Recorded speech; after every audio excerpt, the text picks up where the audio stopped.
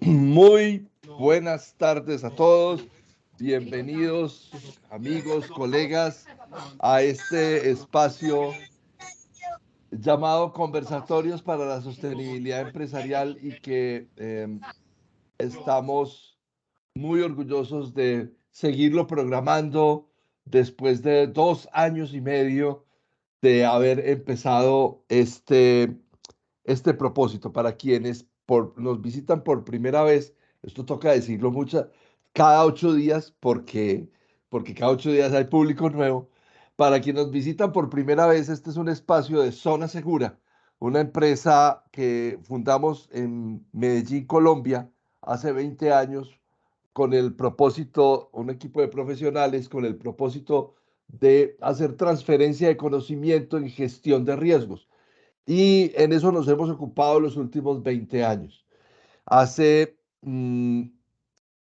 3 años, cuando de esos otros virus, de los virus que sí son físicos, no informáticos, atacó a la economía mundial y nos puso en jaque.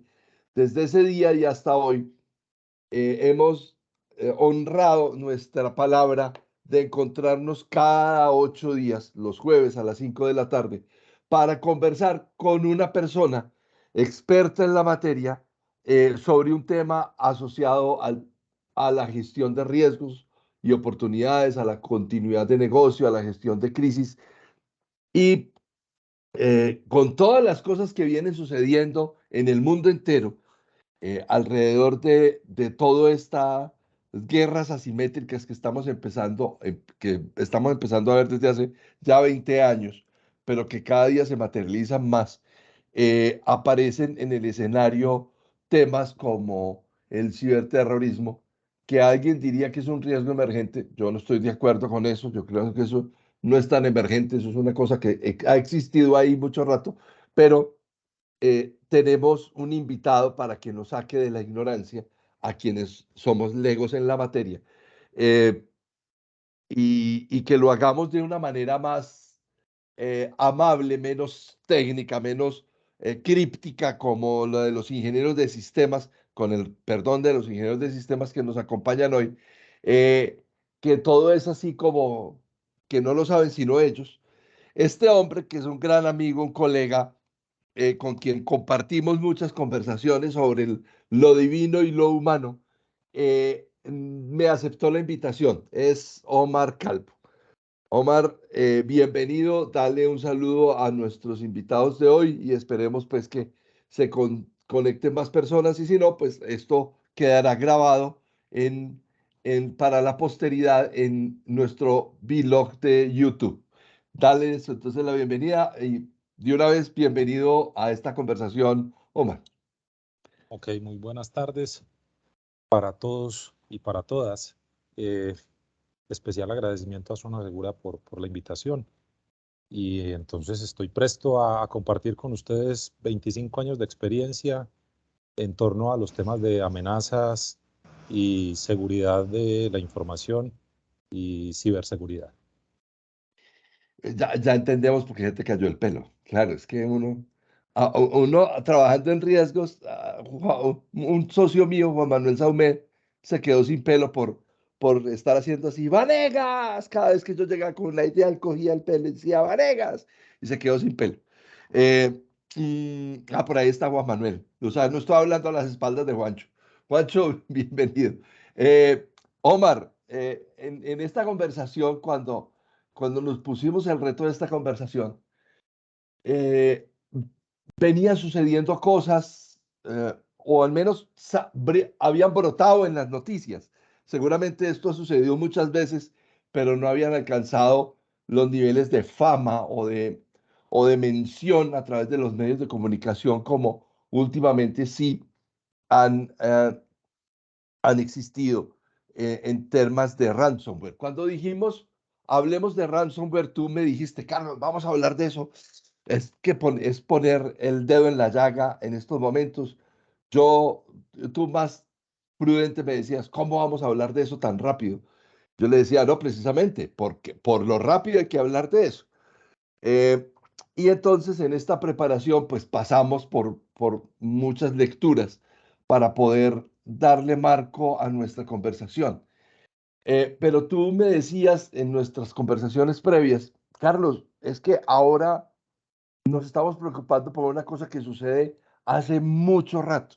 Entonces, Omar, antes de empezar esta conversación, hagámosle un marco a este tema de la ciberseguridad y el ciberterrorismo, para luego permitir que Jaime Velázquez, Javier Antonio Bustos, John Hernández, Ever Eduardo Escobar, Dairo Ortega, Cristian Suxo, Carlos Díaz, Juan Manuel y todos los que nos están visitando, Néstor Cristales, Paola Camargo, puedan conversar contigo alrededor de este tema.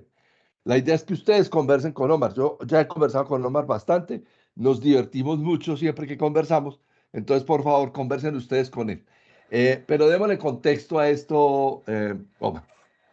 Sí, señor. Bueno, pues estamos hoy frente a una suerte de delincuencia y la delincuencia siempre se ha venido moviendo hacia donde tiene eh, mayores posibilidades. En ese orden de ideas, eh, para comienzos de año alcanzamos los 8.000 millones de habitantes en el planeta. Se estima Mm. que alrededor del 70% de la población mundial, es decir, cerca de los 5.000 millones de habitantes, ya tienen conectividad, de donde la delincuencia tiene allí un grupo bastante interesante al alcance de la mano y con gran anonimato, de donde se gestan diferentes tipos de delincuencia. Ustedes han escuchado por allí todos los temas del famoso cyberbullying o el acoso que se hace a través de distintos componentes en línea. Para nuestros días, pues las redes sociales, pero pues no se saca de por medio todo lo que viene innovándose, el metaverso, entre otras cosas, donde se van a presentar todo este tipo de situaciones. Finalmente, hay un dicho por ahí que a donde va el perro lleva las pulgas, y en ese orden de ideas, pues tenemos que en lo que se conoce como ciberespacio, que es un término acuñado en una obra que se llama El Neuromancer, que es una trilogía donde se habla precisamente de un espacio virtual en el que confluyen diferentes componentes. Para los efectos tenemos redes, tenemos equipos de cómputo, compañías que tienen sus operaciones sobre las redes y personas. Y en ese orden de ideas donde estamos las personas hay de todo. Y máxime que tenemos una confluencia de personas de todas partes con diferentes tipos de formación eh, moral, religión, creencia, sin estas, y eso entonces genera todo lo que se conoce como un caldo de cultivo desde el mundo de la filosofía, que propende por una serie de acontecimientos para los cuales no nos hemos preparado, como para tantas otras cosas en esta vida. No sé cuántos de ustedes tienen un recuerdo de un manual de vida que a duras penas, por ahí hablan, Carlos, del catecismo del padre Astete, Mm. que eso, para los que ya superamos las 5 décadas, existe, pero mencionémosle eso a un millennial o a un centennial para que veamos el tamaño No, de los no. ojos que nos abre. Entonces, tenemos todo servido en bandeja de plata para tener un sistema de delincuencia sobre la red de redes, el Internet y todo lo que se conoce como el mundo digital. Claro, y entonces hablábamos que en esta globalización, entonces decíamos, no, pues es que la globalización ha traído mayores fenómenos. Tú me decías, Carlos, globalización ha habido siempre. Hablemos un poquitito de eso, porque es que también es que hay que desmitificar el tema de que somos más vulnerables porque somos más globales. Siempre lo hemos sido. Sí, señor. O sea, tenemos de hecho teorías donde nos cuentan que por aquí anduvieron los vikingos, por estas tierras, hubo escandinavos, noruegos, etcétera. Pero realmente Pues el término se acuñó y llegó a nuestros días por allá en los años 80, ¿cierto? Donde ya habían una serie de comunicaciones, en fin. Pero estamos hablando de 1980. Pero si nos devolvemos un pasito, cuando se tienden los cables interoceánicos del telégrafo, estamos hablando de para los días de la guerra civil en los Estados Unidos, ahí ya tenemos una interconexión entre Londres y los Estados Unidos, cables de telégrafo por allá en el siglo XIX. Pero si nos devolvemos otro pasito, entonces recordemos en el siglo XVI, siglo XVII, la explotación de las minas de plata en América. Puntualmente teníamos minas de plata en México, minas de plata en Perú, las famosas minas de Potosí, minas de plata en la Argentina, en Mendoza, y minas de plata en Colombia. Y la dependencia precisamente después de una crisis que se dio durante el mandato de Gengis Khan en la China, de los chinos por la plata, por el metal precioso plata. La primer gran depresión se dio en la China por haber generado más del dinero que realmente se podía soportar. Entonces la plata se convirtió en una alternativa y empezó entre el siglo XVII y el siglo XIX el transporte de ese metal.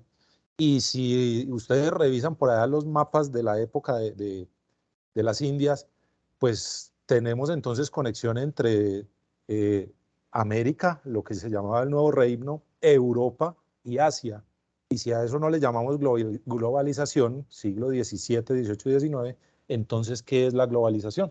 El concepto de globalización precisamente habla de englobar en diferentes continentes temas como la economía, los temas sociales, la política y los temas comerciales.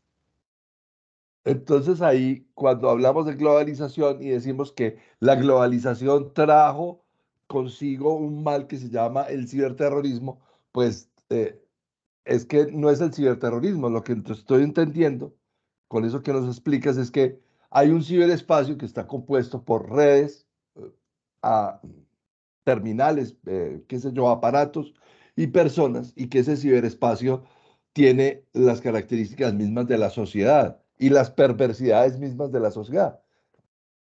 Así es. Otro dato interesante de la globalización, la ruta de la seda. No sé cuántos de ustedes conocen que la ruta de la seda fue la que llevó la famosa peste bubónica o peste negra a Europa. Fueron los asiáticos los primeros que tuvieron esa situación, hasta que hubo una gran explosión precisamente en Europa que casi acaba con la humanidad. De las primeras grandes pandemias se dio precisamente por un tema comercial entre Asia y Europa.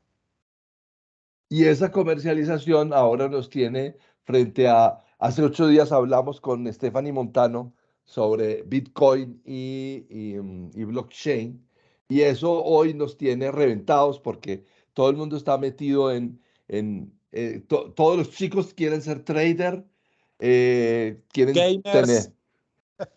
tener, esto es una cosa impresionante. O sea, ya no son Instagramers ni TikTokers, sino que ya quieren ser traders. Hablemos un poco de eso, hablemos un poco de esto, Omar. ¿Por qué nos venimos a preocupar por lo que sucede a partir de estos ransomware que han vivido empresas con nombres muy destacados? No queremos pues echarle limón a la llaga, entonces no vamos a nombrar las empresas con sus nombres, pero sí sus actividades económicas. Y entonces secuestran los datos de toda una universidad prestigiosa del país, otra, varias en el extranjero. Luego sucede esto con una entidad prestadora de servicios de salud, y luego sucede esto con una empresa de servicios públicos. Y así, en mayor o menor medida, esas son las que han sido como escandalosas, por así llamarlo. Pero, ¿por qué nos venimos a preocupar por eso ahora cuando eso ha existido siempre? Carlos, siempre preocupa cuando la situación llega al vecindario. Entonces, volviendo al tema de globalización, el vecindario es todo, el vecindario es el planeta. Mira que hoy el gran llamado con el tema de la crisis climática, que algunos no quieren llamar esto cambio climático, sino crisis climática, porque los cambios siempre han estado presentes. Uno de los eventos de cambio más grande es lo que pasó ahorita en Turquía. Simplemente se están moviendo las placas tectónicas, pero sobre eso hay seres humanos haciendo y deshaciendo en otros frentes. Entonces el vecindario es todo, pero tenemos un vecindario próximo, ¿cierto? Una cosa es cuando pasa en otra ciudad, una cosa es cuando pasa en otro país, en otro continente, ahora ya pasa en la ciudad y ahora ya pasa en la ciudad de la empresa que nos presta los servicios públicos, o ahora ya pasa en el país de la entidad que presta los servicios de salud que no están disponibles. Y este año lo comenzamos precisamente con un gran distribuidor de origen del eje cafetero de medicamentos, y gracias por hacer esa claridad de no echar limón ni sal o la combinación de ambos en la llaga. Pero ese gran distribuidor de medicamentos tiene presencia nacional y arrancamos el año precisamente con el bloqueo a la plataforma de distribución de esta organización. Entonces, claro, está pasando donde el vecino. O sea, no es lo mismo que precisamente el virus del COVID haya generado muertos en China, luego en Europa, luego en Estados Unidos, a que digan que ya empezó a morir gente en Colombia. Máxime que muera un familiar de segundo o tercer grado, pero cuando ya es un familiar de primer grado, esa vaina ya nos asusta. Entonces eso es lo que ha pasado, Carlos, y por eso es la situación. Ahora, estamos hablando de 4 o 5 casos, pero les quiero dar el dato, compañeros. Fueron 34 compañías de gran renombre las atacadas durante el año 2022. Solo durante el 2022, de todas las verticales. O sea, estamos hablando de temas financieros, de temas de salud, de temas eh, académicos, o sea, de todas las verticales fueron atacadas 34 compañías. Te tengo el gráfico, pero como no le vamos a echar limón ni sal al tema, mejor dejemos el tema así. Listo. Aparte de eso, también les tengo el dato de las grandes, unas muy, muy grandes que fueron atacadas, y como esas sí no están en el vecindario, pues, Carlos, permíteme la licencia de mencionar algunas. Por Acer, favor. en el 2021, Acer, 50 millones de dólares les pidieron de rescate. Una organización financiera en los Estados Unidos, CNA Financials, 40 millones de dólares les pidieron al rescate. Un gran proveedor mundial de servicios, Casella, atacaron la plataforma y a través de la plataforma atacaron a sus clientes. Kia Motors, la NBA, ¿quién no conoce a la National Basketball Associates y uno de los diseñadores de dispositivos Apple MacBook, Quanta? Estamos hablando de grandes, grandes ligas atacadas en el año 2022.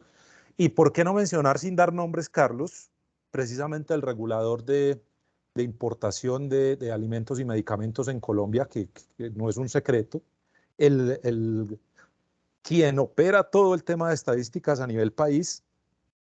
Hablamos de un gran grupo comercial, ¿cierto? Y las dos que mencionaste, una empresa de servicios públicos y la que yo mencioné con la que empezamos este año, un gran distribuidor de medicamentos a nivel nacional. Sin todo esto que se resume en que mm, yo, tú, yo te había dicho que habláramos de eso, pero tú me dijiste, hablemoslo a lo último, que es el tema de los rescates, y ahora hablamos más tardecito de ese tema. Entonces, esto ya no es una noticia, en realidad es el resultado de la falta de conciencia o cuál es el terreno. Tú y yo compartimos mucho la filosofía de Sun Tzu en el arte de la guerra y hemos tenido conversaciones alrededor de eso muy agradables. Eh, traigamos esa filosofía a este terreno. Bueno, señor, lo primero que hay que decir es que el primer ransomware fue fabricado en el año 1989. Entonces la gente dice, ay, no, pero es que eso es ahorita nuevo. No, señores. Y que esto comercialmente se empezó a explotar en el año 2005. O sea, desde el 2005 vienen ataques creciendo a un nivel eh, exponencial, y que definitivamente la pandemia exacerbó la situación precisamente del ransomware. Pero en torno al terreno, ya mencionamos entonces el ciberespacio, ¿cierto? Ahí tenemos una situación de anonimato. ¿Por qué? Porque no se sabe de dónde provienen los ataques. El FBI ahorita el 23 de enero presentó el operativo que se hizo con un ransomware que se llama HIV o HIVLeaks, y ellos estuvieron detrás de este grupo delincuencial más de 6 meses para poder dar con todo su modus operandi. Ya mencionamos entonces que en el terreno tenemos unas velocidades de conexión impresionantes, más de alrededor de 5.000 millones de personas conectadas. ¿Y qué tenemos allí entonces? Una situación relacionada con el desconocimiento, es decir, hay un analfabetismo digital. Y aprovecho, Carlos, para citar a un autor que a los dos nos llama mucho la atención, el señor Alvin Toffler, que dice que los analfabetas del siglo XXI no son aquellos que no saben leer ni escribir, sino aquellos que no tienen la capacidad de desaprender y volver a aprender. Y nosotros somos analfabetas digitales. Entonces ahí tenemos un desafío. No conocemos con qué nos estamos enfrentando, no conocemos los alcances de tener una conexión y de empezar a poner información en línea. No entendemos de todo eso que ponemos en línea, cómo se puede convertir en un boomerang y golpearnos de manera importante.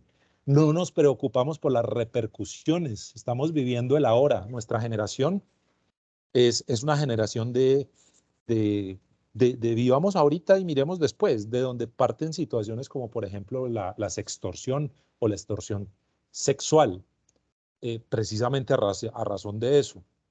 No entendemos el impacto ni las repercusiones de nuestros actos, y mucho menos entendemos lo que hay atrás de los elementos tecnológicos, como son, por ejemplo, las componentes físicas que presentan fallos y los aplicativos que están sobre estas componentes, que por la presión de mercado salen se publican con celeridad. En muchas ocasiones no tienen ni el 70% de las pruebas obligatorias para ofrecer un producto de calidad, y de ahí para adelante empiezan a generarse un montón de correcciones o parches. Aparte de eso, tenemos un panorama bastante complejo a través de unos servicios en donde se baja el nivel. En el pasado, personajes como el señor Richard Stallman, uno de los padres de los temas de código abierto, el famoso General Public License, eran personas que tenían un nivel altísimo de conocimiento, como el señor Linus Torvalds y otra cantidad de personas, pero hoy ya no necesitamos eso, Carlos. Hoy ya se está ofreciendo la plataforma de ransomware como servicio, y sobre ese ransomware como servicio hay una serie de situaciones que enseguida vamos a revisar, y que les voy a dar el minuto a minuto de un ataque de ransomware para que ustedes empiecen a sentir escalofrío y que no se da por entendida la situación que se está presentando. Y cito un caso a nivel nacional precisamente de una de las grandes organizaciones que mencionamos, en donde los atacaron un fin de semana y ellos vinieron a caer en cuenta de la situación y del real desafío que tenían enfrente 2 días después, de de evaluar absolutamente todas las situaciones. No Otra, me asustes, no me asustes. otra componente que asusta más es que no conocemos el Internet. Hoy pensamos que lo que nosotros vemos de Internet, que equivale más o menos, según los expertos, al 4%, es decir, los servicios en línea, como motores de búsqueda, como sitios en línea, como todos los servicios que nos ofrece hoy el Internet que nosotros conocemos, almacenamiento, la nube, y estamos hablando del 4%, Carlos. Pero el otro 96% lo tenemos entre la web profunda o la deep web y la dark web o la famosa web oscura, en donde ese terreno rara vez pisado por muchos de los asistentes, a través de navegadores poco usados, herramientas de navegación poco usadas, que no están en los grandes, ¿cierto? Sino que están en los pequeños. Estamos hablando de los grandes como los que entrega Microsoft, o el grande de los grandes como los señores de la G y la W. Van a entrar aquí en situaciones complejas, pero hay pequeños, ¿cierto? Que tienen, por ejemplo, la cara de un león, que ya están poniendo ahí el navegador para entrar a la web oscura. Ahí se hacen las grandes promociones y ahí es a donde llegan los volúmenes de información que se sacan de compañías nacionales e internacionales para ponerlas en venta al mejor postor cuando no se dan las cosas como esperan los creadores del ataque. ¿Qué me faltó? Bueno, No. la motivación hace parte del terreno. ¿Cuál es la motivación? Primero, el anonimato, gran motivador. Tranquilo, nadie va a llegar hasta donde usted. Y ese anonimato está precisamente en todos los medios que se usan para atacar, como en los medios que se usan para recaudar los fondos generados precisamente por este sistema de ataque delincuencial. Ya tenemos una primera mano levantada, entonces ¿Quién levantó la mano? empecemos este diálogo. Saumet, Juan, ¿cómo estás? Omar, qué Juan, gusto saludarte, qué gusto volverte a ver. Carlos, ¿cómo Hola, Juan estás? Manuel. Mucho gusto, gracias. Bueno. No, súper de acuerdo con lo que está mencionando Omar, y hace un momento que hacía referencia como a esas barreras físicas. Hay un componente que yo considero también hay que tener en cuenta, y es ese factor humano. Es decir, no sé si Carlos recuerda hace unos años que estuvimos en el Congreso de Seguridad Bancaria. Una de las sí, conferencias más aplaudidas fue de una funcionaria de un banco muy reconocido, donde hablaba de cómo se debía hacer una integración entre las barreras tecnológicas como firewalls, toda la configuración pues, de routers, todo ese tipo de barreras perimetrales para bajar la probabilidad que se nos materialice un riesgo de los que estamos hablando, con el área de gestión humana para entender cómo es la motivación de nuestros colaboradores, cómo es la motivación o cuál sería la probabilidad que a través de uno de nuestros colaboradores podamos tener un ataque de este tipo. No sé, Omar, desde el punto de vista tecnológico, pues lo que yo he alcanzado a escuchar es que un gran porcentaje de los últimos ataques que han sido como muy publicitados han sido de adentro, o sea, han sido como sembrados desde adentro. No sé tú que eres más experto en el tema, si tienes como ese mismo indicador o esa misma tendencia, porque es que cuando a uno le hacen pruebas de ethical hacking, por ejemplo, y le dicen a uno tranquilo que usted realmente está muy bien, uno como que pone la cabeza en la almohada tranquilo, pero ya después cuando uno comienza a ver que esos ataques llegan es desde adentro, como que se comienza a abrir un ojo. No sé, Omar, ¿qué opinas como de esa parte de tener muy en cuenta para bajar la probabilidad de ocurrencia de un ataque de este tipo, el factor humano? Total. No sé si, Carlos, si nos adelantamos de pronto. No, pues a ver, es una conversación entre tú y nuestros invitados, entonces Bueno, miren, ánimo. ahí tenemos una situación bien compleja. Hoy el 70% de los ataques llegan a través de correo electrónico. ¿Qué tenemos de por medio? Tenemos una componente que se llama ingeniería social. La ingeniería social es lo que se conoce como el arte del engaño, el arte de la decepción. Y ahí tenemos al señor Kevin Mitnick, que ha estado por aquí, lo ha traído Enter y otras organizaciones. Kevin Mitnick, recuerden que es el hacker más famoso del mundo, gracias a Hollywood. Y especialmente ganó gran protagonismo por un desafío que le hizo precisamente a un colaborador del FBI, un hacker de origen americano-asiático. Entonces, ahí tenemos una confluencia de situaciones. En esa confluencia de situaciones, Juan, debemos tener en cuenta dos frentes que son vitales en temas de ransomware. El primero es el ser humano como la herramienta Entonces, ahí la frase que domina el escenario es el usuario de a pie, el usuario desinformado, el usuario analfabeta digital, es el 50% del plan del atacante.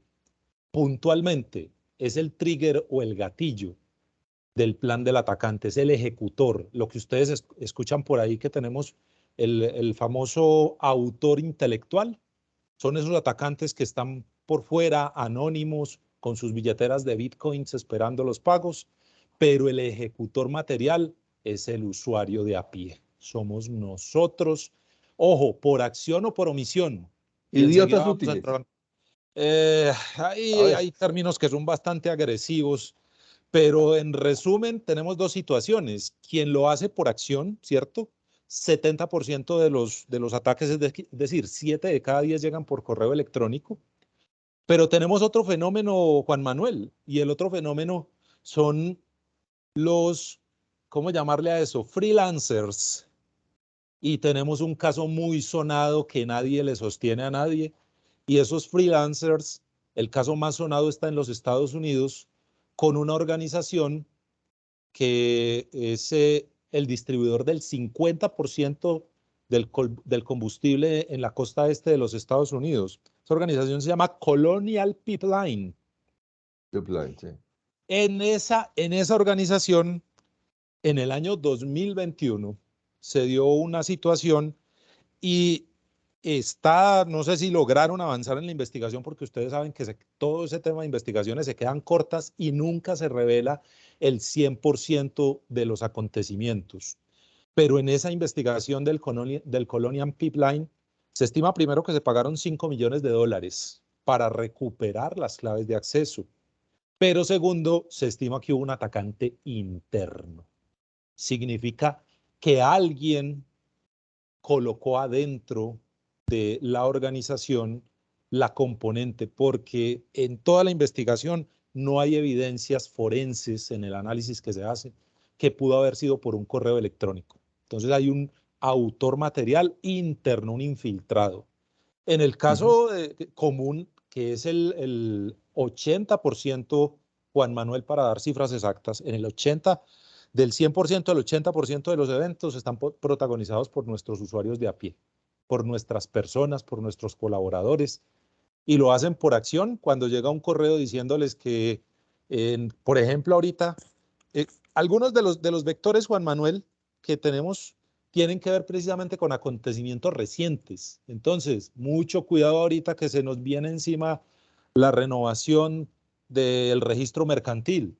Empiezan a decir por ahí que ese registro mercantil, la Cámara de Comercio, no va a poder ser renovada, que hay que entrar a no sé dónde y terminamos dándole clic a enlaces que nos llevan a sitios como por ejemplo sitios de almacenamiento en línea o descargando cosas de sitios desde donde se descargan paquetes, porque ustedes saben que los correos están restringidos, entonces hay servicios en línea de descarga de paquetes y terminamos siendo, como dice Carlos, idiotas útiles, siendo ese 50% el autor material del plan del atacante cuando le prestamos oídos o acción a este tipo de cosas. Y ahí enseguida nos adelantamos. Entonces, respuesta, sí, un sí contundente.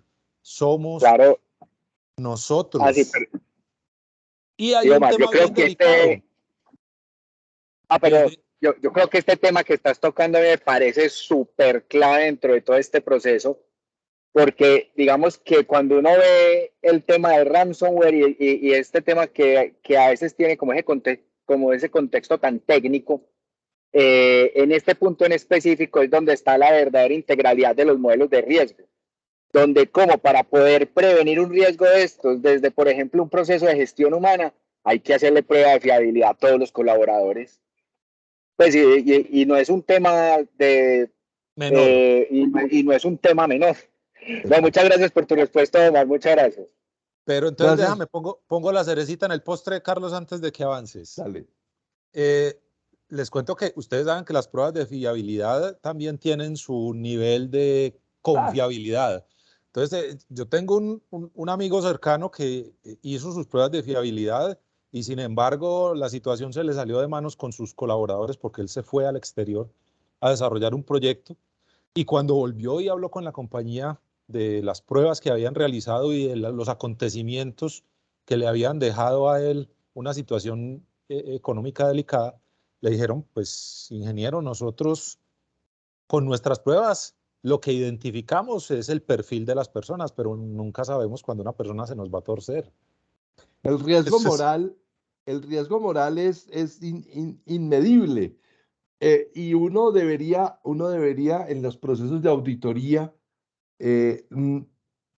también identificar como esas brechas de comportamiento moral que tienen las personas con respecto al uso de sus equipos y todo lo demás. Vamos a reconducir la conversación porque tú hablabas del universo, tú hablas del terreno. Entonces yo te quiero hacer una pregunta. Recuerden, señores McDonald, Marelis, Néstor, Javier, Ronald, Santiago, que pueden preguntar, por favor, no me dejen hablando solo con este monstruo, porque este monstruo y yo ya tenemos muchas conversaciones, somos muy buenos amigos. Ese universo de dispositivos que hoy crean todo ese universo de vulnerabilidad. Pensamos que el dispositivo es solamente el correo electrónico y el portátil. Y eso es también un mito. sí, sí, total, total. O sea, a ver, el ransomware hoy se ha convertido en una excelente disculpa por lo que ha pasado en el vecindario para poner sobre la mesa una serie de desafíos que tenemos en diferentes frentes. En lo que hablábamos ahorita, esto y en una de nuestras conversaciones, Carlos, esto debería ser un tema del día a día en nuestras vidas. Yo me pongo como ejemplo porque mi grupo familiar, donde somos básicamente 5 personas, desde mi esposa, que es una persona que no es tecnológica, pues tiene una solución de protección para su celular, porque le gusta mucho el tema de redes de intercambio de información. Donde mis hijos, que los 3 sí son tecnológicos, pero ellos entienden de estos cuentos. Hay un tema de exposición, eso está claro, es total. Hay un tema de exposición. Pero la pregunta que nos hacemos y que hace un periodista que se llama Andrés García, de Mucho Hacker, periodista colombiano dedicado a ese tema, Sí, donde claro. tiene un excelente artículo que se llama Ciberjodidos. La pregunta que se hace es, oiga, ¿esto cómo nos mueve a nosotros? ¿Esto que está pasando en el vecindario? ¿Por qué la academia y por qué diferentes entes se remiten solo a su campo de acción y por qué no hay acciones que se extiendan más allá precisamente de ese campo de acción? ¿Dónde están los ejercicios de responsabilidad social al interior primero? Pero yo también te contaba una realidad, Carlos, y es que hoy existen plataformas de capacitación precisamente para colaboradores, empleados, cadena de suministro, que no se debe sacar de este cuento la cadena de suministro, que ha sido precisamente uno de los precursores. Y ahorita en lo que hablábamos con Juan Manuel, los internos no solamente son los de casa adentro, los internos también son los socios de negocio que vienen y se sientan en nuestra organización o se conectan desde sus empresas. Entonces ahí también hay que traerlos al presente. Entonces la pregunta es precisamente, Carlos, ¿qué está pasando con temas de conocimiento, con temas académicos, donde debería llevarse a las escuelas, a los colegios, este tipo de situaciones, donde hoy hay plataformas? Nosotros venimos trabajando con esas plataformas hace 3 años. Gracias, Carlos, por poner ahí el de Mucho El de Hacker. muchos hackers. Es que en Re- realidad es un portal bien interesante. Bien Revísenlo, por interesante. favor. Está en el chat. Entonces, en ese orden de ideas, esto no es un tema del bit o del byte. Esto es un tema de educación. Esto es un tema de educación para la vida, porque hoy lo hablamos en su momento, estamos hablando de transformación digital. Y miren el empujón o casi que el revolcón que nos metió la pandemia con los temas de transformación digital, trabajo remoto, conexión en línea, ley precisamente de trabajadores remotos que ya existe hoy en Colombia y que algunos ni siquiera la hemos visto. y me uno a esa situación porque trabajamos, sacamos adelante el negocio como sea, ¿cierto? Pero en muchas ocasiones rompemos los temas que tienen que ver con cumplimiento y norma. Entonces, temas académicos, vitales, temas familiares, esto debería ser un tema de conversación. Lastimosamente, cada vez menos se comparte la mesa en términos de familia, y a otros niveles académicos. No sé si, por ejemplo, las universidades que han caído en esto han llevado a sus aulas precisamente esta situación para que los estudiantes, No creo, ¿no? futuros profesionales. Entonces, mira que hay un tema de apatía, o no sé cómo le quieras llamar tú a esto, Carlos, desde los diferentes gremios que han sido impactados directamente, y esto se sigue tratando de manera subvalorada, ¿cierto? De manera subestimada. Y no es un tema menor. Y es un tema que ha venido evolucionando. 1989, 2005. En el 2017, Carlos, hubo un salto cuántico con temas y no sé si pueda seguir ahí con el cuento o vamos avanzando con las otras cosas. Entonces, dale, dale. Porque es que, muchachos, miren, en el 2017 una compañía descubre que los países, las naciones-estado, tienen sus propios ejércitos. Tú hablaste ahorita de una guerra asimétrica. Ahora debemos cambiar y hablar de una guerra híbrida. Y cuando hablamos de una guerra híbrida, es lo que está pasando en Ucrania. Están llegando a Ucrania voluntarios a decir, bueno, vea, yo sé reparar las orugas de los... Llegó un norteamericano diciendo, vea, yo soy un excombatiente y sé reparar las orugas precisamente de los tanques. Yo vengo a ver, pónganme a trabajar. Llegó otro diciendo, yo soy francotirador, pónganme a trabajar. Eso es una guerra híbrida. Y en esa guerra híbrida tenemos elementos de ciberguerra, ¿cierto? Y ciberterrorismo. Ahorita los vamos a mencionar. Pero en el 2017 puntualmente se confirmó por parte de una gran compañía de investigación, que tampoco vamos a dar aquí nombres, de pronto colores, de color verde, que las naciones-estado tenían precisamente equipos de hackers. Y es precisamente una guerra híbrida porque esos hackers no hacen parte del ejército, esos hackers no hacen parte de la nómina del Estado, sino que son como unas especies de contratistas, ¿cierto? Que eso lo vemos mucho en el norte, contratistas por aquí, por allá y acullá. En ese orden de ideas, cuando se presenta que esta organización, este ente gubernamental, tiene un equipo de hackers y que ese equipo de hackers tiene una batería de herramientas conocidas como vulnerabilidades de día cero, traducción, no las conoce la comunidad. Hoy tenemos comunidades de investigadores que buscan y ganan dinero con este tipo de cosas. No las conoce el fabricante. No tienen idea que tiene un hueco de seguridad. Y por último, no las conocen los investigadores más comprometidos de grandes compañías de soluciones de seguridad. Es una ciberarma. Y esa ciberarma fue usada en el año 2017 y el escándalo grande lo tuvimos con una gran operadora telefónica en España, pero después servicios de salud por todo el mundo, principalmente en Gran Bretaña. Entonces, miren, muchachos, esto no es un tema menor. Estamos hablando de una serie de componentes que están en nuestro día a día, en nuestra vida digital. Y hoy la gran situación la tenemos con los fabricantes de dispositivos móviles. El único que se ha parado por ahí y no conocemos precisamente lo que se cocina atrás es el de la manzanita. Pero de resto, tenemos fabricantes de dispositivos que le venden a gobierno, solamente a gobierno, las herramientas precisamente para lograr que los dispositivos sean conectados, analizados, eh, vulnerados, etc. Entonces, aquí tenemos una situación de fondo bastante compleja de cara a los usuarios y nosotros pues somos usuarios de a pie que nos venimos a enterar cuando este tipo de cosas nos dan en la jeta y nos la revientan. Tiene la mano levantada John Hernández. John, bienvenido. Gracias, Juan. No, qué pena que estaban hablando ahorita del tema de la socialización de los ataques y pues básicamente quería aportar que que siento que muchas veces eso no se socializa porque a la gente le da pena admitir que sufrieron algún ataque de algún tipo, que sufrieron alguna cosa con algún virus.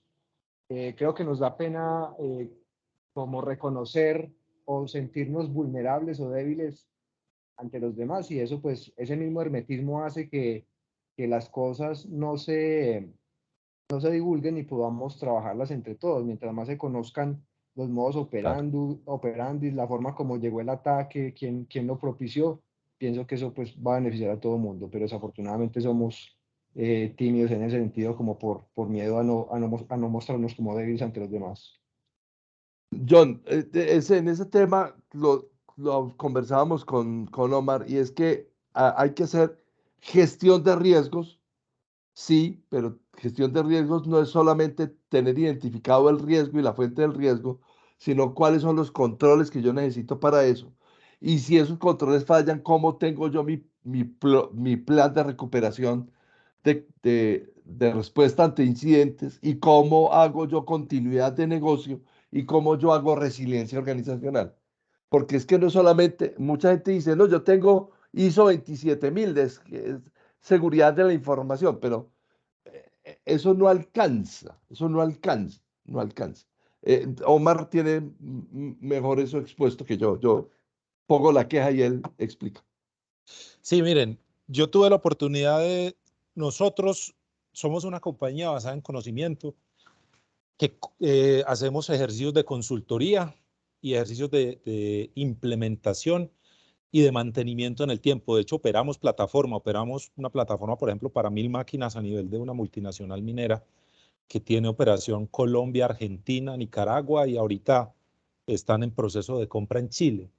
¿Qué nos encontramos cuando llegamos a este tipo de cosas? Nos encontramos que estar preparado, la frase, el papel puede con todo, es, es una situación muy tenaz.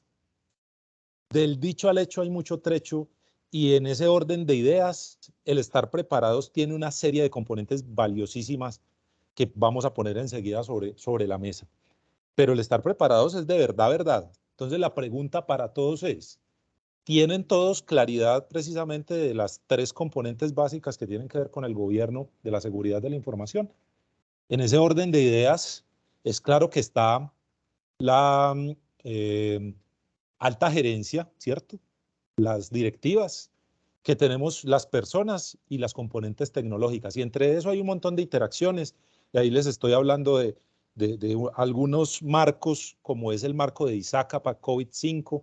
Y en ese orden de ideas, estamos hablando de una cosa que se llama el gobierno de la seguridad de la información. En términos generales, no es simplemente tener las componentes, tener los procesos que también hacen parte de esto, ¿cierto? Entonces tenemos procesos, personas y tecnología. Y en ese orden de ideas es cómo se llevan esos procesos a la realidad. Y si esos procesos han sido probados y si hemos hecho simulaciones. De eso tenemos algunas recomendaciones más adelante como parte precisamente de las conclusiones. Pero entonces, Carlos, no sé si avanzamos Sí, precisamente avancemos. con temas relacionados de cómo está estructurado hoy las estructuras criminales y cómo es el paso a paso precisamente del ransomware. No Del sé, ransomware, por ¿tienes favor. eso allí o...? Dale, dale, Muy bien, dale. señores. Bueno, entonces, ¿hoy qué tenemos? Ustedes han escuchado de unos servicios que hay en línea que tienen 4 letricas. Entonces tenemos el IaaS, Infraestructura como Servicio, ¿cierto? Tenemos el SaaS, ¿cierto? El Software como Servicio, y ahí ya estamos hablando de las nubes, de los 3 grandes, ¿cierto? Del Workspace, de la AWS, de la Azure, eso es Software como Servicio, y también ahí tenemos elementos de infraestructura como servicio.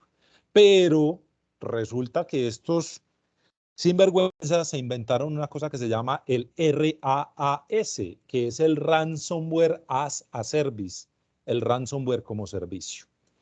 Y resulta que esto tiene las siguientes componentes para que nos vamos organizando y ustedes vayan ahí organizando sus preguntas.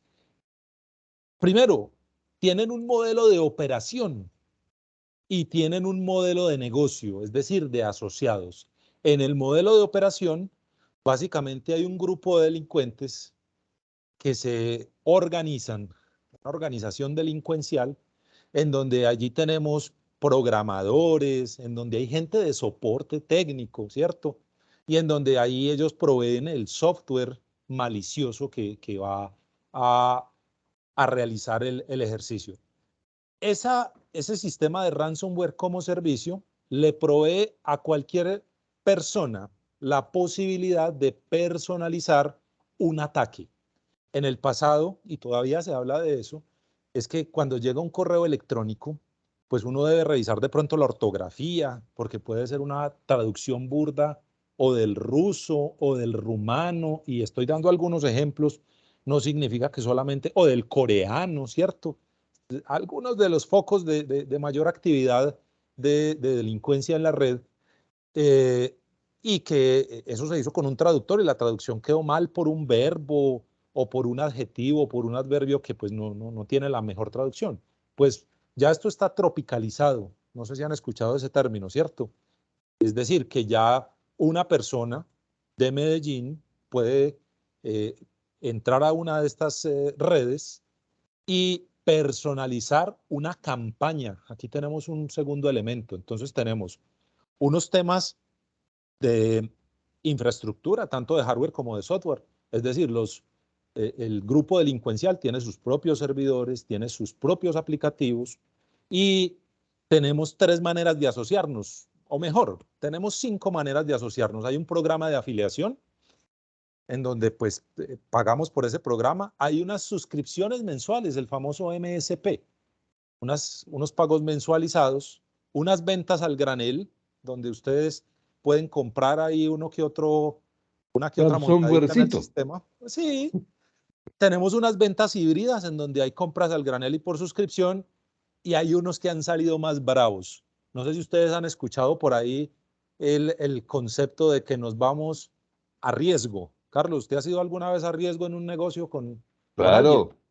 Entonces, sí, señor, yo le entrego la plataforma y nos vamos a riesgo compartido, 50-50. O sea, Y esto yo es, solamente le voy a cobrar por el uso de la plataforma si nos pagan. Esa es la situación que tenemos. Entonces, con cualquiera de estos sistemas de afiliación, yo puedo ingresar, personalizar una campaña de ataque, ¿cierto? Esa campaña de ataque tiene una serie de componentes, como por ejemplo descargables o enlaces en línea. Y después de personalizar esa campaña de ataque, yo simple y llanamente la pongo a correr, ¿cierto? Entonces, para terminar este pedacito, Carlos, nos vamos con el paso a paso del ataque. Después de que yo suelto esa campaña en Internet, ¿qué sucede? Si el atacante, sea cual sea el grupo, porque tenemos una variedad impresionante, y pues los nombres puede que vengan o no vengan al caso, pero por ejemplo el tema de la empresa de servicios públicos se llamaba Black Cat, el gato negro, y así otros tantos, ¿cierto? El conejo, por aquí hay uno que es un conejo, pero no este conejo que es famoso ahorita. Lo cierto del caso es que después de eso, si se tiene éxito y alguien pica el anzuelo, ¿cierto? O la carnada, entonces se descarga atrás de eso una cosa que se llama el precursor del ataque. La gente piensa que es que, ay, no, es que yo bajé un ransomware. No, señor, usted no bajó un ransomware. Usted bajó un documento de Word, usted bajó un documento PDF, usted descargó un script, usted descargó un archivo .zip o con algún formato de estos de compresión de archivos. Ese es el precursor del ataque, ¿cierto? Se descargó el archivo y lo más grave es que esas campañas tienen a veces contraseñas. Bueno, tienen una cosa que se llama suplantación y tienen unas contraseñas y otras cosas y la gente se deja llevar por el día a día, por no hacer un alto, por no preguntar, por su falta de conocimiento, precisamente por esto, y ejecuta ese precursor del ataque. Ese precursor del ataque, entonces corre una serie de componentes en el computador, ahí ya estamos hablando de programas, y esos componentes, mis queridos amigos, todos son de origen lícito. Tenemos herramientas como Cobalt Strike, que es una herramienta que se usa para análisis de fallos, de vulnerabilidades, y para lo que ustedes conocen como ataques de penetración o de intrusión o ethical hacking, les dicen otros. Es una herramienta legal, pero se convierte en una herramienta para los atacantes. ¿Con qué objetivo? Con el objetivo precisamente de recabar información. Y este verbo es muy importante, porque no es simplemente ir por uno que otro dato. Recabar significa ir a lo más profundo de lo que hay y permanecer un tiempo allí. Es decir, que estos ataques normalmente pueden ser de semanas. Hay algunos de horas, sí, pero los de semanas producen un mayor rédito.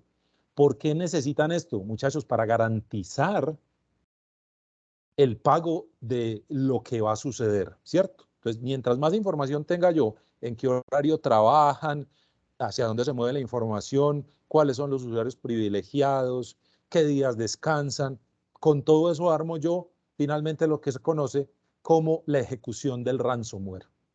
Y normalmente el ransomware se ejecuta en la noche, en la madrugada, los fines de semana, en días no laborables o festivos. Si ustedes ven en nuestro gran regulador de alimentos y medicamentos, eso pasó precisamente en la madrugada. Y aquí precisamente este año también inauguraron un ente local que nos ayuda con la vigilancia precisamente a nivel de área metropolitana, bueno, principalmente La de la ciudad de seguridad. Medellín, con la seguridad de la ciudad de Medellín, y también lo inauguraron en la madrugada de un miércoles. Sin embargo, había gente en servicio, pero bueno, pasó en la madrugada. ¿Qué sucede después de que se ejecuta el ransomware? Se hacen primero procesos de exfiltración. La palabra significa simplemente que se sacan los datos a servicios de almacenamiento del atacante. ¿Listo? Y eso va Luego, al dark.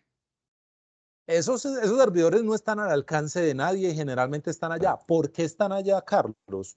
Porque es que allá no llegan los motores de búsqueda. Esa es una de las grandes componentes del anonimato de la web oscura, y es que allá no llegan los motores de búsqueda, mientras que los motores de búsqueda sí pueden llegar a servidores que nosotros ponemos en línea y pueden sacar información. Mucha gente no sabe que para que usted le diga al motor de búsqueda que no le saque la información de su servidor publicado, de ciertas carpetas, usted debería poner explícitamente un archivo de configuración que evite que eso suceda. Pero vuelve y juega, como no tenemos suficiente información, terminamos sirviéndonos en bandeja de plata. Se saca la información entonces a servidores a donde no llegan motores de búsqueda, propiedad de los atacantes. Se realiza luego el cifrado de datos, es decir, se hace un cambio en la estructura o formato de la información, adicionándole algún tipo de extensión. En la mayoría de los casos, estoy hablando de la generalidad. Luego se realiza una limpieza para asegurar que nadie podrá recuperar los datos por herramientas, capacitación o inversión que tengan los laboratorios. Aquí en Medellín hay 4 laboratorios. He trabajado con 3 de ellos y los resultados a veces nos generan más conflicto con el cliente que satisfacción, para que vayan de pronto viendo ese nivel de complejidad, y nos vamos moviendo hacia lo realmente importante que tiene que ver la prevención y las acciones de mitigación y recuperación que ya hemos mencionado por ahí algunas. ¿Listo? Entonces se realiza toda la limpieza de los datos en el sistema. Hay una cosa que se llama borrado seguro y eso tiene que ver con norma. De hecho, compañías, entidades bancarias y entidades que manejan información que puede ser confidencial deberían tener herramientas de borrado seguro. Lo que hacen aquí estos señores es que usan técnicas de borrado seguro, traducción, sobrescriben en donde estaba la información, sobrescriben con ceros, con unos o con información no válida, y no hay manera de recuperarse. De donde nos van empujando hacia tener que pagar, ¿cierto? Ahora, el ransomware es como la famosa serie Misión Imposible, y es que se autodestruye. No queda evidencia del ransomware y nosotros cometemos una imprudencia mayor, y es que apagamos los equipos.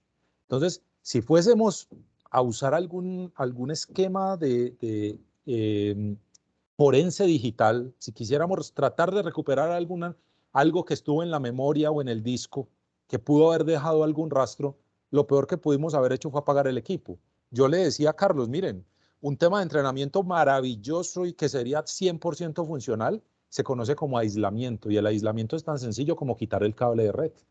Entonces la pregunta es, ¿cuántas de sus organizaciones o cuántos de ustedes, porque a mí me pasó en un proceso de investigación ejecutar un ransomware en mi máquina, cuántos de ustedes saben que lo primero que hay que hacer es desconectar el cable de red antes de ir a apagar la máquina? Porque apagar la máquina borra todos los rastros de la memoria y muchos rastros del disco y de las cachés o las carpetas temporales en donde se ejecutan procesos. Quite el cable de red, desconecte o apague la Wi-Fi. Y con eso usted ya tiene una posible evidencia para realizar análisis. De hecho, se pueden realizar análisis con herramientas en memorias USB, etcétera. Entonces se autoelimina y eso se llama cubrir el rastro o las huellas. Y finalmente aparecen los famosos avisos de cobro, la nota de rescate y las subsecuentes amenazas de el tiempo está corriendo y si no me pagas en tanto tiempo, entonces voy a borrar la información que yo te tengo. El tiempo está corriendo y el tema de vamos a publicar o a vender tu información si no nos pagas. Y con eso termino ahí, Carlos, y retomemos. ¿Cuántas manos alzadas hay? No. Creo que estamos igual de aterrados todos los que estamos aquí. No, hombre, esto es... No, porque tú estás abriendo un panorama que la verdad a mí sí me deja preocupado y creo que a todos, y es que alguien así como una organización delincuencial, un grupo armado organizado, dice yo quiero ir a secuestrar a el presidente de la compañía XYZ, me estás diciendo que una persona podría contratar a alguien directamente para que haga eso, es como una penetración en una organización, de hacerle daño a la organización con un segundo fin, no necesariamente el de secuestrar los datos, sino el de socavar la estructura de gobierno de una organización. Sí, sí, es correcto. De hecho, en el ransomware tenemos tres familias. La primera familia Wow. se llaman cifradores, que fue el que les acabé de mencionar. Los cifradores son los que cambian los formatos y piden un rescate. Hay una segunda familia que tiene el ejercicio no solamente de cifrar, sino que saca la información. Entonces, esos son cifradores y exfiltradores. Entonces tienen una segunda palanca para obligarte a pagar. Pero hay una más grave y tiene que ver con el tema de ciberterrorismo y los ataques Estado-Nación, que se llaman los wipers. Los wipers son sistemas de corrupción de información. Dañan la información a propósito. Y el gran auge de estas herramientas se dieron a partir de febrero del año 2021 con el inicio de la guerra Rusia-Ucrania. Y esas herramientas están hoy en América Latina por todos los temas que hemos hablado. Y resulta que ahora tenemos hacktivistas, Carlos, que están borrando la información para poner en tela de juicio el trabajo de los investigadores. Entonces, funcionan tal cual un ransomware, pero no se llevan la información ni la cifran, simplemente la dañan. Y luego te dicen que para recuperarla debes contactar y te dan los contactos exactos de los investigadores a nivel mundial que más revelan y promueven lo que es la protección contra el ransomware. Entonces ahora los investigadores están siendo culpados, están quedando en tela de juicio como si ellos hubiesen creado ese tipo de ataque y la información nadie responde por ella. Ni los investigadores saben, ni el dueño tiene cómo recuperarla y los atacantes están haciendo una suerte de hacktivismo de origen del agraviante, ¿no? Más preocupado todavía. Bueno, pero es que recuerda que el concepto preocuparse es ocuparse previamente Ocuparse antes de antes. los acontecimientos. Ok, entonces, eh, insisto, hablen, esto ya no es esto no es un tema de virus y antivirus, o sea, yo me quedé en la década de los 80. Sí, no, Me esto no qui- es un tema. No, esto es un tema de estructura, Carlos, y ya lo hemos hablado. Por allá nos levantaron la mano de Knowledge Center. ¿Quién nos levanta la mano, Carlos? eh, está Jorge Loza desde Lima. Hola, Jorge. Hola Omar, ¿cómo estás? Hola Carlos. Bueno, sí, un poco con la risa de que me quedé congelado y petrificado. Sí, bueno, es que cuando uno comienza a adquirir tecnología tiene que ver no solamente el aparato, sino también ver a quién va a poner detrás y cómo va a proteger todo. Lo que pasa es que muchas veces solamente utilizamos la bondad del procesador y nos olvidamos de que estamos cautelando información y generando información vital. Y eso creo que ha quedado bastante claro con la explicación que ha dado Omar. La pregunta que sí lógicamente queda en tela de juicio es ¿con qué normativa se puede exigir el hecho de que nosotros, ya sea como empresarios o como funcionarios públicos, tengamos necesariamente que hacerle un screening a aquella persona que va a estar delante de, y aparte que tenga las competencias y habilidades digitales que hoy por hoy el mundo nos exige? Por ahí va mi pregunta, Omar. Bueno, Jorge, ahí nos abres un panorama de posibilidades. Normativas hay muchas. Pues, por ejemplo, está NIST, que es la norteamericana. En Colombia tenemos una muy interesante que está resumida como base 27001, que es la MSPI, que es el MSP. modelo de seguridad y privacidad de la información. Pero más que esas normativas, Jorge, tenemos el desafío de cubrir tres frentes. ¿Esos tres frentes cuáles son? El primer frente es el frente de infraestructura. La pregunta hoy precisamente para los asistentes es ¿cómo monitorean sus cambios de infraestructura? Porque es que por ahí ya tenemos una primera acción. Y en ese orden de ideas hoy adolecemos de herramientas que de manera automática nos digan aquí hubo un cambio en la infraestructura. Aquí me le cambiaron el acceso a un switch, aquí me le cambiaron el usuario de una AP. Entonces, o aquí entró un usuario de una AP que nunca había entrado. Unas alertas. Sobre la infraestructura, tenemos un tema que son las identidades, y ahí ya estamos los usuarios, ¿cierto? Entonces la pregunta del millón es cómo vamos a cuidar las identidades. Y ahí es donde más duro están atacando. Porque es que regresemos a casos colombianos, y en los casos colombianos tenemos que entre las identidades atacadas tenemos usuarios que tenían permisos o privilegios de acción sobre los servidores de nube, permisos o privilegios de acción sobre las NAS, los sistemas donde se guardan los almacenamientos, servicios o privilegios sobre el manejo de usuarios, el famoso directorio activo, en donde se tienen usuarios administradores, usuarios restringidos, y la pregunta es, qué curioso que pegaron con el usuario. Entonces miren que si hay aquí un tema de inteligencia detrás de este tipo de cosas, pero también hay un tema de inteligencia de amenazas. Entonces, ¿cómo vamos a cuidar la infraestructura, los cambios en la infraestructura? ¿Cómo vamos a cuidar las identidades? En identidades tenemos varias cosas, que quien dice ser sí sea, y que ese quien dice ser sí se conecte desde donde normalmente se conecta. Porque mira que ahí tenemos una situación bien delicada, y es que, hombre, es Carlos Vanegas el que se está conectando, pero está conectado desde Corea del Norte. Carlos, ¿qué estás haciendo en Corea del Norte? Y No, no hay quien revise esa vaina. Y por ni último, ganas de ir. vamos al dato puro y duro. El dato puro y duro, la pregunta es, respondámonos estas tres preguntas. ¿Dónde está la información? ¿Quién tiene acceso a ella? ¿Y qué hace con la información? ¿Cómo la mueve? Si ustedes miran por excelencia, no tenemos respuesta a esas preguntas. Son muy poquitas las organizaciones. Pero ¿por qué no abordamos estos temas como debería ser? Porque es que eso vale una platica, Carlos. Eso vale una platica. Y ahí llegamos al nudo, ¿cierto? ¿Hay o no hay con qué cubrir estos temas? Entonces, mira, no es solamente un tema de marco, no es solamente un tema de estándar. Aquí tenemos una serie de desafíos supremamente importantes que yo tengo aquí preparado precisamente el ABC de cómo afrontar esos desafíos para cuando Carlos me permita exponerlo. Vamos a darle la palabra a Juan Fernando López y luego abordamos ese tema porque vamos avanzando en el tiempo. Juan.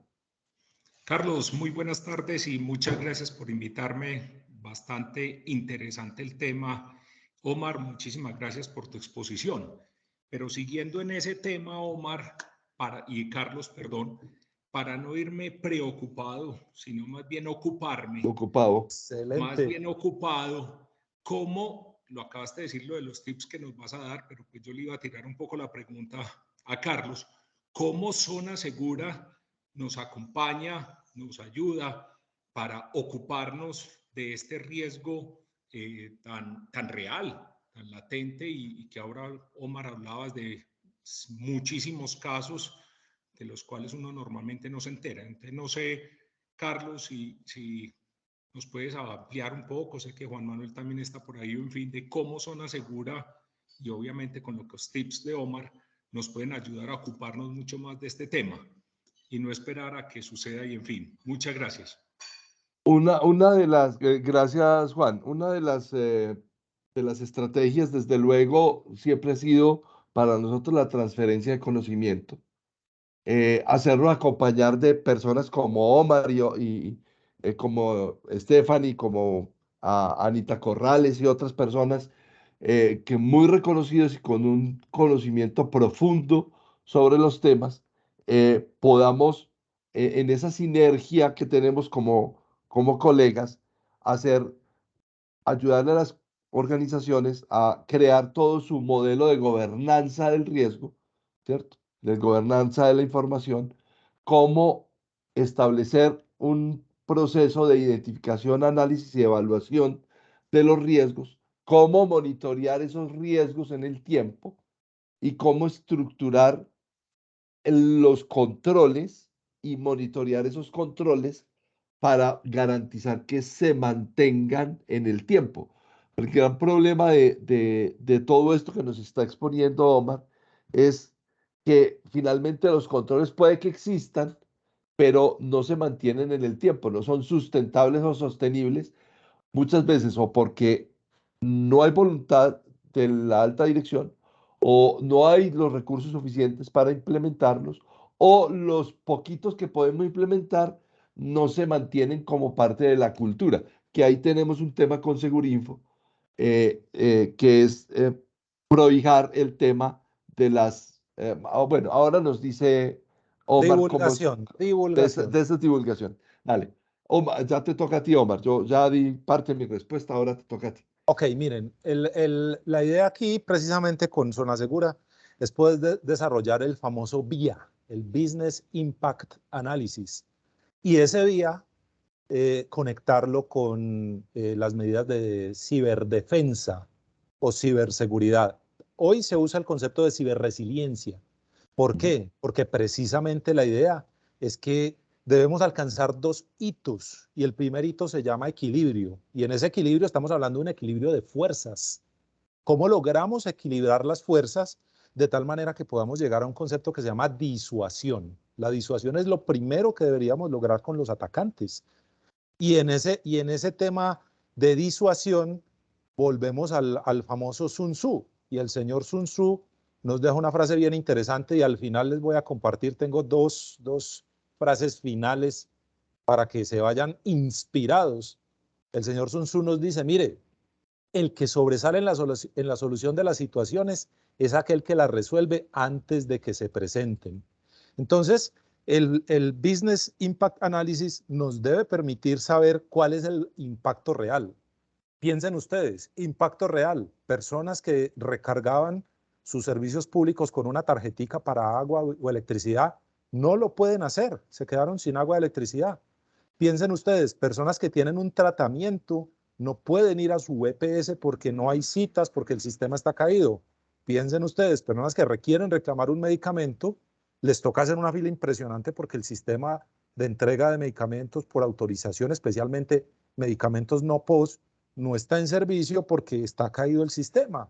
Entonces, vamos extrapolando la situación precisamente al quedar fuera del servicio, al no tener cómo atender a nuestro público, y tenemos casos de franquicias de KFC en los Estados Unidos, un franquiciante muy grande que le tocó cerrar en todos los estados sus restaurantes porque le atacaron su sistema de facturación, su POS, y no tenía cómo recuperarse. Entonces no sabía de inventario, no tenía precios, o sea, se cerró el negocio, quebró el negocio por completo. Entonces, ese tema del impacto en el negocio es un tema crucial precisamente para lograr salir adelante, de donde debemos partir precisamente de lo más crítico a lo menos crítico y tener allí cómo recuperarnos. Carlos. Sí, no, sí, yo creo que ahora es el momento de, sigue avanzando el reloj, entonces es el momento de llegar a los tips. Muy bien, entonces en los tips tenemos 3 frentes de acción. El primero se llama infraestructura y ahí debemos evaluar precisamente nuestras debilidades, fallos o vulnerabilidades. Ahora, esto debe ser sostenible en el tiempo tal cual lo dice Carlos. En el tiempo debemos tener la capacidad de hacer esto. ¿Por qué? Recuerden que les mencioné, disculpen un minuto, por acá enciendo una luz. Les mencioné de este tipo de herramientas, armas tecnológicas, ciberarmas, que son solo del uso de altos gobiernos y que se usan precisamente para sus objetivos, que finalmente se pueden fugar y ser vendidas en la famosa web oscura. Y esto se debe hacer un ejercicio. Significa que esto no es 100% confiable. El control de cambios de infraestructura, los parámetros. ¿Cuántos de ustedes tienen copia de seguridad de todo lo que permite una configuración en su infraestructura para efectos de que si algo pasa se puedan recuperar? ¿Y cuántos tienen un plan de acción? Los aprendizajes son supremamente importantes en términos de cómo ocurrió y cómo podría haberse prevenido, precisamente para el famoso tema del PHBA o la mejora continua. A nivel de datos, oiga, tenemos una copia de seguridad con un plan de recuperación de desastres que nos permita hacer pruebas funcionales de esa copia de seguridad, y eso, esta copia de seguridad responde precisamente a los tiempos en que se debería hacer y a la cantidad de información mínima que se debería perder en torno a esta. En la copia de seguridad es muy importante el tema 321, y el tema 321 son 3 copias en 2 medios diferentes, una por fuera de la oficina, y le voy a agregar un 1 y una inmutable, es decir, que no pueda hacerse cambio de esa copia de seguridad. Pero esto debe responder también a unos planes de simulación de pruebas de que sí funciona, y a unos temas de disponibilidad, integridad y precisamente confidencialidad de esa copia. Entonces, miren ahí.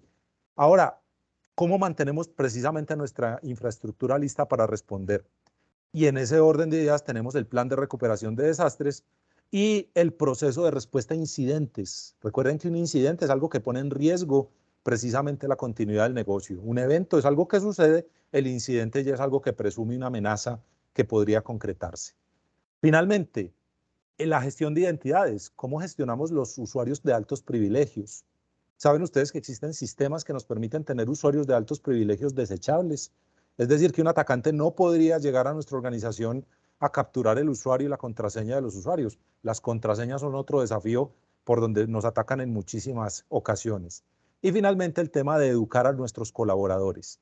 ¿Cómo logramos esa meta? Nosotros venimos hace 2 años trabajando con sistemas de educación en línea con unos temas de adopción tecnológica absurdos. Uno de esos sistemas es precisamente de la empresa del señor Kevin Mitnick, pero ¿saben cuántas hemos vendido a la fecha? Ninguna. Hemos tocado muchísimas puertas. Finalmente, organicen un equipo de alta gerencia que tenga precisamente una sala de crisis. En esa sala de crisis hay que defender a capa y espada el buen nombre de la organización y tener unos comunicados periódicos precisamente para quién. Tenemos una serie de grupos de interés, los socios, la junta directiva, los directivos, los empleados de la organización, los proveedores de la organización, la comunidad en términos generales, los periodistas, máxime nuestros periodistas colombianos, que muchos de ellos son bastante malintencionados, no estoy diciendo que todos. Ahí tienen algunos de los tips, con gusto con Carlos podemos coordinar para organizar algo y ponerlo en línea, etcétera. Pero Carlos. creo que ahí abrimos una puerta bien importante, Omar, y es buscar la manera que entre y haciendo caso a lo que, a la pregunta que nos hacía Juan Fernando ahorita, deberíamos juntar nuestras voluntades y hacer unas clínicas o programar unos eventos académicos que sean como unas clínicas, así como hoy hablamos en una conversación, una cosa más estructurada con eso, con esos simuladores que tienes, que a mí me parece que mm, es más por ignorancia y por temor a enfrentarse a esa realidad que por otra cosa que podría ser, eh, digamos que desconocimiento frente a las bondades de ese producto en la formación de usuarios. Pero yo pienso que trabajando con el objetivo que tenemos en Zona Segura, que es transferencia de conocimiento, podríamos juntarnos para ese tema de formación de usuarios en temas de prevención y tratamiento de riesgos en este tema. Abierto a las Explorémoslo. posibilidades. Sí, señor. Perfecto. ¿Me permites finalizar las Por conversaciones con favor. nuestro generalísimo Sun Tzu de más o menos comienzos de primer milenio? Sun Tzu es un general muy discutido porque se estima que hay gente que dice que no existió, otros dicen que sí. Pero entonces, esta perla, y finalmente les tengo una bien interesante para que, como les decía, nos vamos animados. Si conoces a tu enemigo y te conoces a ti mismo, ni en 100 batallas correrás peligro. Si te conoces a ti mismo, pero no conoces a tu enemigo, por cada victoria que ganes, perderás una batalla. Y si no te conoces y no conoces a tu enemigo, correrás peligro en todas tus batallas. Entonces, miren la importancia de saber cuál es mi estado actual. Y ahí entra Zona Segura totalmente. Pero enseguida, y para finalizar, les voy a entregar precisamente cómo se conoce al enemigo. Termino, Carlos, con cómo conocemos al Por enemigo. favor. Muy bien, señores. Vean, los invito a leer este autor, se llama Orson Scott Card. Y en su bestseller, El juego de Ender, del cual se hizo una película, entonces tenemos finalmente la postura del enemigo. Nadie sino el enemigo te dirá lo que va a hacer el enemigo. Te enseñará a destruir y conquistar. Te enseñará tus puntos débiles y te enseñará sus puntos fuertes. Y las únicas reglas del juego son qué puedes hacerle y qué puedes impedir que él te haga. A partir de ahora, soy tu enemigo. A partir de ahora, soy tu maestro. La saga de Ender es una saga que escribió este maestro maravilloso. Yo les voy a pasar un enlace de Wikipedia de este señor, porque me parece que es, ahora que lo mencionas, yo alguna vez incurrí en la lectura, en esa lectura y termina siendo apasionante. Lo que pasa es que uno necesita mucho tiempo para llevarse todo eso que ha escrito este hombre. Bueno, Pero, Carlos, pero, ¿y usted qué hace entre las 6:30 de la tarde que vamos a terminar y las 5 de la mañana? generalmente leo a las 5 de la mañana. Sí, señor. Por eso me da. Aquí tengo tú hablaste ahora de apatía. Hablaste de apatía. Yo me estoy leyendo este libro que se llama No me tapes el sol de Eduardo Infante. Y dice, ¿cómo ser un cínico de los buenos? Y estoy descubriendo que pues un libro es filosofía, desde luego, pero es bien interesante porque tiene un uso para la vida cotidiana muy importante. Es recomendable. Y habla sobre la apatía. Y en el capítulo de la apatía que tú decías ahora, que nosotros somos muy apáticos al control y muy apáticos es parte de lo que nosotros necesitamos desarrollar, porque es que la indiferencia, que es el sinónimo de la apatía, eh, es eliminar al otro por mi propia voluntad. Pero es que yo no elimino al otro por mi propia voluntad, el otro sigue existiendo. El otro sigue existiendo. Yo puedo ser apático al otro, desconocer que existe, pero yo no puedo, pero eso me hace estúpido porque el desconocer que el oponente existe hace que yo sea más vulnerable. Total, de acuerdo. Me hace más vulnerable frente a mis decisiones. Es una lectura bien, se llama No me tapes el sol de Eduardo Infante. Vale la pena porque te da herramientas incluso de gerente para poder negociar adecuadamente con ese oponente que generalmente es el cliente al que quieres venderle una idea. Entonces, para que vendas muchos de esos modelos tuyos, échate una leidita a esto. Bueno, Gracias. son las 6:26. ¿Quién tiene alguna otra pregunta? Aprovechemos estos últimos 4 minuticos de esta conversación para sacarle mayor provecho a la presencia de Omar con nosotros. Paola, Ricardo, que están entusiasmados, Que entraron. todo muy claro, todo muy confuso. Todo muy claro, todo muy confuso. O ambas las dos. Nada, no, yo creo que siempre te has caracterizado por hacer sencillas las cosas densas. Bueno, ya hay una mano levantada, qué bueno. Juan, Hola Carlos, Juan, buenas tardes. Buenas tardes a Omar. Gracias por toda esta información. Y no sé, entré tarde, de pronto lo que voy a preguntar ya lo hayan dicho, pero vale la pena mejor quedar claro. La empresa que trabajo nosotros tenemos es como una empresa la que se encarga de hacernos como la seguridad de la organización. Entonces, uno queda como a la expectativa, ¿estará todo seguro? ¿Cómo estará? ¿Cómo hacerle una auditoría? ¿Cómo hacerle una verificación? ¿Cómo hacer como un control a esa empresa para saber si esa empresa que se contrató tiene como el blindaje, si tiene como las estrategias, o si están implementando una serie de acciones donde le da uno como tranquilidad de que lo que están haciendo, pues le da tranquilidad que su información está como segura? ¿Cómo poder hacer como esa auditoría o no sé cómo hacerle a ese control a esa empresa que uno contrata? No sé, Omar, ¿qué me puedes decir al respecto? Mira, nosotros hemos tenido contratos y la mejor manera es con el tema de simulacros. La Ujú. gente vitupera por debajo de los simulacros de sismo. Y resulta que neurológicamente tu cerebro almacena cierto nivel de respuesta en la medida en que te expones a situaciones. Entonces lo mejor es un simulacro, o sea, hagan el simulacro de, bueno, nos pegó un ransomware y este servidor quedó por fuera. Ahora sí, venga, subamos el otro servidor que tenemos. Bueno, nos pegó un ransomware y se cayó la página web. ¿Cómo subimos la siguiente página web?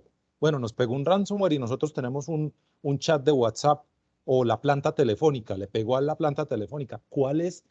Aquí tenemos dos elementos valiosísimos. Se llama el plan de contingencia, que hacia allá nos tendríamos que mover, y los esquemas de redundancia.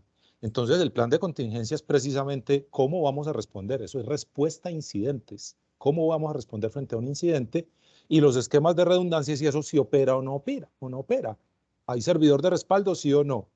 ¿Se dañó? En fin, ustedes tienen sistemas críticos. Es enfocarse en eso, en los sistemas críticos.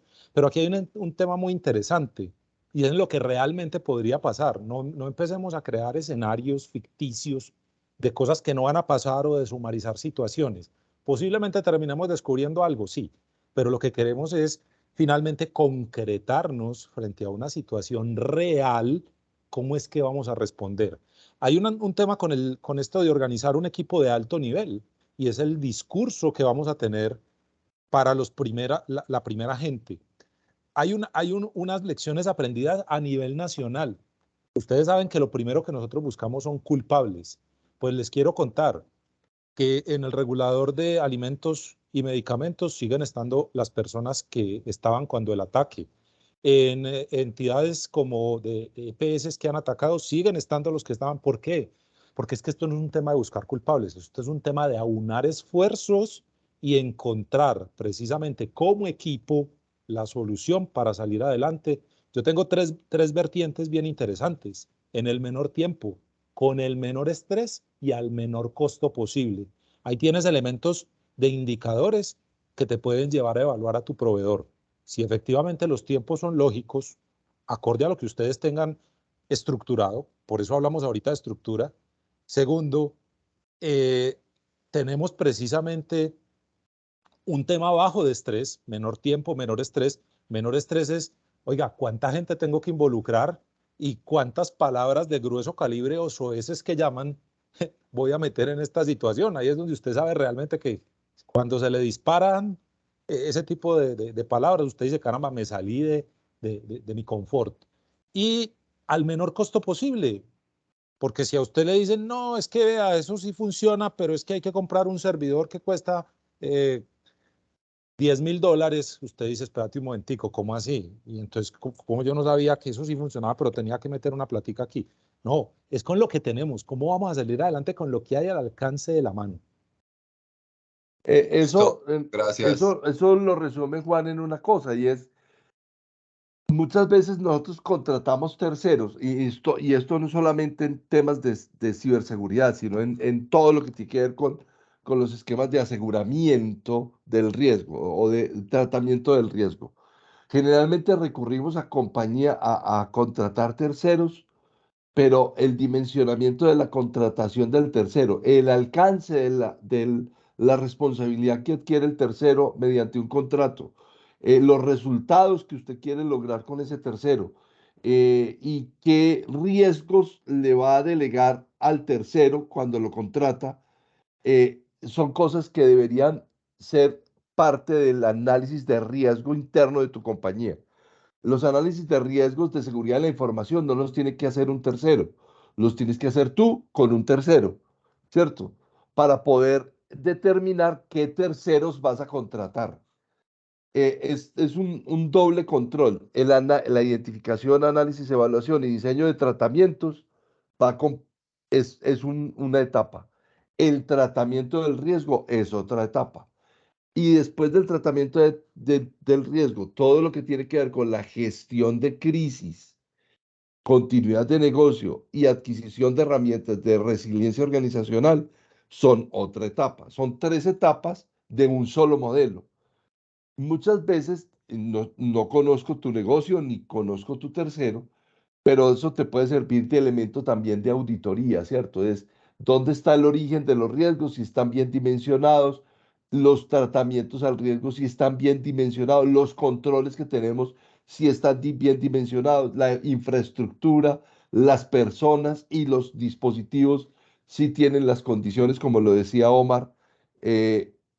lo decía Omar al principio, están bien dimensionados, abordados y tratados y tenemos claro las vulnerabilidades de la infraestructura, tenemos claras las vulnerabilidades de la red y tenemos claras las vulnerabilidades o la falta de capacidades entre los usuarios para no ser idiotas útiles, entre comillas.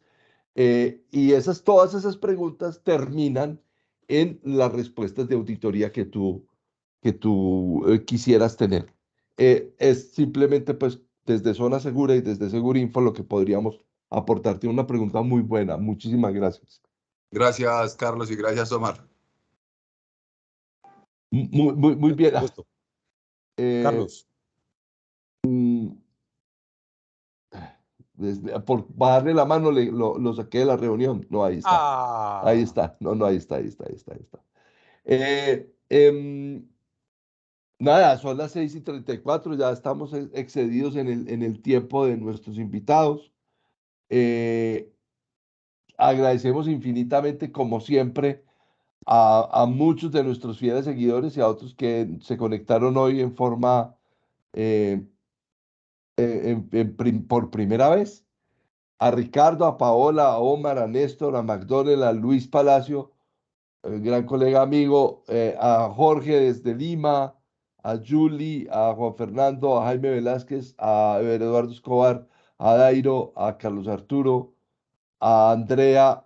Andrea, qué placer verte aquí, a Alexander Cardona y a Juan, muchísimas gracias por haber permanecido hasta este final. Les queremos dar dos avisos parroquiales. Esto obviamente queda grabado en el blog de Zona Segura. Omar es nuestro colega y parte de nuestro equipo de aliados en Zona Segura para lo que tiene que ver con temas de consultoría y ahí nos encuentran cuando los necesiten. Eh, el libro de la guía de buenas prácticas en gestión de riesgos y oportunidades en impreso, lo queremos reeditar para poderlo comercializar. Entonces van a ver en nuestra página web nuevamente un aviso por cuando quieran y quieran tener el libro en físico, pues no es sino hacen una transacción y nosotros a vuelta de correo en Colombia les podemos hacer llegar el libro que editamos por nuestros 20 años, la guía de buenas prácticas en gestión de riesgos y oportunidades. Y acabamos de lanzar el coach en gestión de riesgos y oportunidades. Ese es un programa de certificación internacional. Nos acompaña Aplus en esa certificación internacional son 48 horas virtuales sincrónicas de entrenamiento para no ser líderes de riesgos, sino coach en gestión de riesgos. Es cómo atraer, cómo convencer y cómo monitorear y cómo auditar todas las habilidades que necesita un líder de riesgos para el manejo de la identificación, el análisis, la evaluación, el tratamiento y la gestión de crisis y continuidad de negocio. Es un programa de zona segura y están en nuestras redes sociales, en Instagram, en LinkedIn y en WhatsApp encuentran nuestra información. Les va a llegar, les va a seguir llegando la información. Este curso empieza el 11 de abril. Entonces tienen tiempo de buscar presupuesto para que se certifiquen como coach en gestión de riesgos a nivel internacional.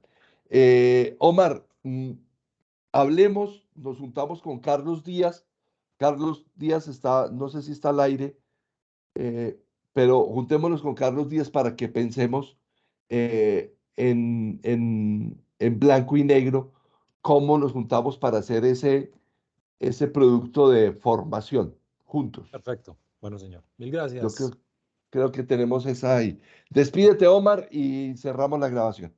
Bueno, muchísimas gracias. Muy buena noche. Gracias al universo por permitirnos coincidir en este tiempo y espacio y espero que muy pronto nos podamos reunir nuevamente y seguir avanzando y disfrutar de este corto pasaje por esto que llamamos vida. Gracias. Muchas gracias, Omar. Muchas gracias a Jorge por su intervención, a Juan, los Juanes, y hoy intervinieron todos Juanes y Jorge. Muy bien, muchísimas gracias. Feliz noche. Cierro.